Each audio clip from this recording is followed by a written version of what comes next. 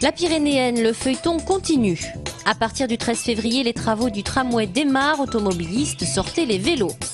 2 jours pour repérer et mélanger les talents avec Région en Seine.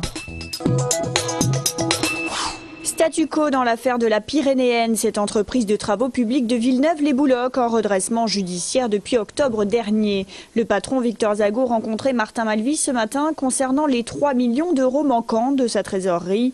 Une somme que lui devrait RFF pour 2 marchés concernant des travaux effectués pour le doublement de la ligne Toulouse-Saint-Sulpice. Réseau Ferré de France qui de son côté a noté un ralentissement certain du rythme des opérations effectuées par l'entreprise ces dernières semaines. Côté financier, selon RFF qui a ordonné aujourd'hui le paiement de 451 000 euros concernant un des 2 marchés et qui s'estime en règle, ce serait la Pyrénéenne qui resterait à ce jour débitrice de RFF de plus d'1 demi-million d'euros concernant l'autre marché, sachant que le dernier décompte est en cours d'analyse. Afin de dénouer la situation, Victor Zago devait rencontrer le directeur régional de RFF en fin d'après-midi. De son côté, Martin Malvy demande au préfet la tenue d'une table ronde car dans cette affaire, plus de 200 emplois sont menacés. Toulouse à 3h15 de Paris, c'est quasi signé. Le comité de pilotage du grand projet ferroviaire du Sud-Ouest s'est réuni hier et on peut dire que le tracé final est enfin sur la bonne voie. Reste à la ministre de l'écologie, du développement durable et des transports de donner son aval. Un chantier qui avoisine tout de même les 12 milliards d'euros, dont près de la moitié pour la ligne Toulouse-Bordeaux. Lancement des travaux en 2017, il devrait être achevé en 2022.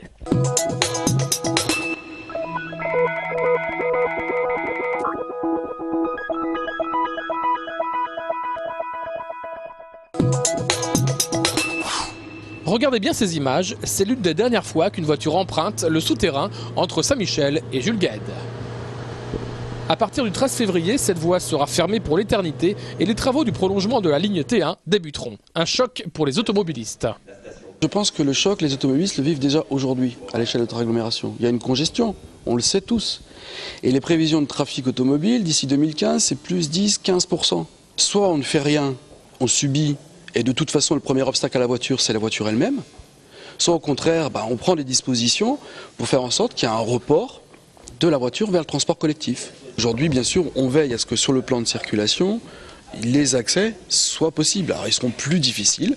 Je ne vais pas dire qu'il n'y a pas de gêne. Il y a des impacts pour les automobilistes, naturellement. Mais c'est pour un bénéfice futur plus grand. Le pont Saint-Michel va être réduit à une voie dans chaque sens. Pendant les travaux, le boulevard Déodat de Séverac sera mis en sens unique dans le sens Croix-de-Pierre à Rennes. Autre grand changement, la fin du stationnement sur les allées Jules Guesde. Est-ce qu'on accepterait que la place du Capitole soit transformée en parking aérien, comme aujourd'hui sur les allées Jules Guesde? Personne ne l'accepterait. Mais ce qu'il s'agit aujourd'hui de faire, c'est de supprimer ce parking aérien, effectivement. Donc après, il faut une offre de stationnement, mais elle ne sera pas équivalente. Par contre, ce qui nous préoccupe, naturellement, c'est qu'il y ait une offre de stationnement pour les riverains. Bref, à partir du 13 février, c'est la fin de l'ère pompidolienne, fin du tout bagnole. Bonne nouvelle pour les étudiants adeptes des soirées dans le centre-ville de Toulouse. À partir du printemps prochain, ils pourront retrouver leur chambre grâce à la création d'une ligne de bus de nuit. Ouverte de 1h à 5h du matin, les jeudis, vendredis et samedis, elle reliera la gare Marengo SNCF aux principaux campus universitaires de la ville, avec un départ toutes les heures. Mais l'association étudiante Fac Verte, qui est à l'origine de cette idée, dénonce la rigidité de ce nouveau système.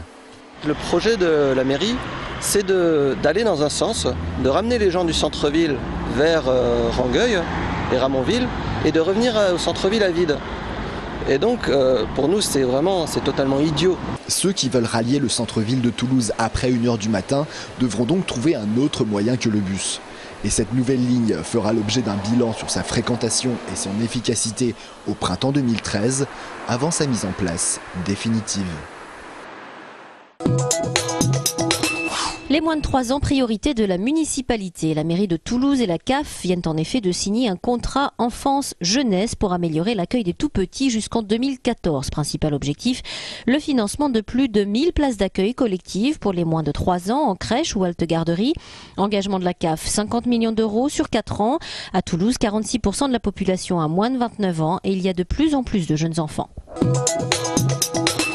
Impasse Bonnet à Toulouse s'est installée l'association Vaincre l'autisme. En son sein travaille la Futuro School, une unité innovante pour enfants autistes. Ici, 8 d'entre eux peuvent être pris en charge de façon individualisée. Pour les aider à progresser, le jeu occupe une place centrale. Jusqu'au 5 février, l'asso organise dans ce but une collecte de jouets. Le jeu, c'est un moyen de communiquer puisque les enfants autistes ont des spécificités, chacun à leur trouble lié, à leur trouble autistique, mais la majorité décline des problèmes de communication. Et par le jeu, par le fait même du jouet, on va pouvoir déployer et inciter l'enfant à aller et jouer avec ces nouvelles matières tous les jours. Livres, peluches, figurines en bon état ou neuves de préférence, vous pouvez redistribuer les largesses du Père Noël directement dans les locaux de l'association ou dans 8 mairies de quartier. La liste des points de dépôt est disponible au www.vaincrelautisme.org dans la rubrique Action, jouets, données. Ce matin, sur le marché de la Faourette à Bagatelle, un premier contact avec la population a été pris par le nouveau parti politique La République du Cœur. Il est issu d'un collectif d'habitants indignés par la misère humaine. Et c'est aussi un véritable hommage qui est rendu à Coluche. C'est quelqu'un qui a tout donné. On ne voit pas ça tous les jours. Et voilà, c'est la moindre des choses de le représenter, et c'est-à-dire continuer ce qu'il a fait pour tout le monde. Et voilà. C'est-à-dire on a pris la politique de Coluche. Coluche, il a créé beaucoup de choses pour les pauvres, pour les malheureux, les gens qui sont dans la misère. Et grâce à lui, il y a des milliers et des milliers de gens maintenant qui mangent.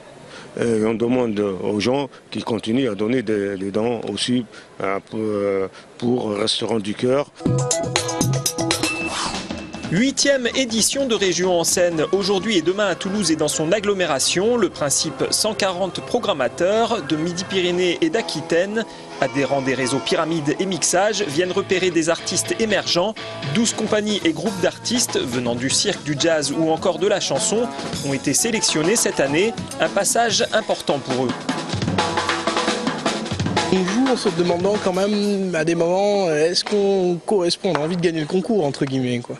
C'est une chance parce que c'est pas évident de réunir des programmateurs. Si on le faisait notre propre chef, qu'on organisait un concert, on sait que c'est toujours difficile de faire déplacer en même temps les gens parce que il y a des spectacles ailleurs, réunir tout le monde, la salle adéquate et tout. Ces réseaux-là, s'ils se mettent en branle, il peut se passer pas mal de choses. D'habitude, nous, on est une compagnie qui joue beaucoup en rue.